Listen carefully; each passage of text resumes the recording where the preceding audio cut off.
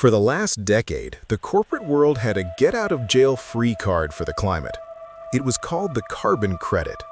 If a company polluted, they simply bought a credit from a forest in a different country and called themselves carbon neutral. But as of February 2026, the music has stopped. The era of paper promises is over, and the era of physical abatement has begun. Welcome to the net zero reality. In 2026, the voluntary carbon market has hit a wall. Major investigations and new flight-to-quality standards have exposed thousands of junk credits, offsets that didn't actually reduce any carbon. Companies like Chevron, JetBlue, and even Microsoft have shifted their strategy. They realize that buying a forest that might burn down next year doesn't protect their business from the coming carbon taxes and regulations.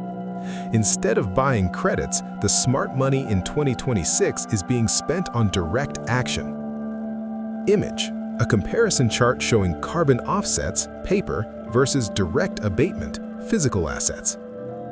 We're seeing a massive rotation of capital into three specific hard asset categories. First is carbon capture and sequestration. In 2026, this isn't a pilot project anymore, it's an industrial requirement. Companies are no longer offsetting their emissions, they're catching them at the source, the smokestack, and pumping them underground. This has turned companies like Occidental Petroleum into environmental infrastructure plays. With their Stratos direct air capture plant now operational, they aren't just an oil company, they are a carbon management service. Second is the shift toward 24/7 match power. In the old days, a tech giant would buy solar power during the day to offset the coal power they used at night. In 2026, the standard has changed to true zero. Companies are now signing deals for power that is green every single hour of the day. This is the real driver behind the nuclear AI deals we've discussed. You can't offset your way to a stable AI grid, you have to own the carbon-free baseload.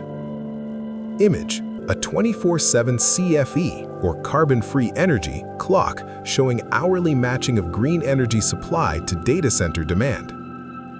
Third is supply chain sovereignty. In 2026, Scope 3 emissions, the pollution caused by a company's suppliers, are becoming a legal liability. To fix this, giants like Apple and Tesla are moving their manufacturing closer to home and into regions with a clean grid. They're investing directly in the green hydrogen and electric smelting plants of their suppliers. They aren't buying credits, they are buying the upgrades for their partners. Why does this matter for you? Because the paper wealth of the offset market is evaporating, while the physical wealth of energy infrastructure is exploding. Image, a map highlighting green industrial zones in 2026, where green industrial infrastructure is attracting the most investment. The 2026 market doesn't care about your net zero press release, it cares about your energy resilience. Can you produce your product without a carbon penalty? Do you own the hardware that captures the carbon? We're moving away from an economy of shoveling paper and into an economy of building steel.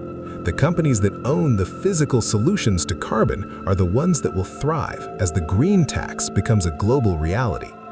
Stick to the basics. Own the solution, not the certificate.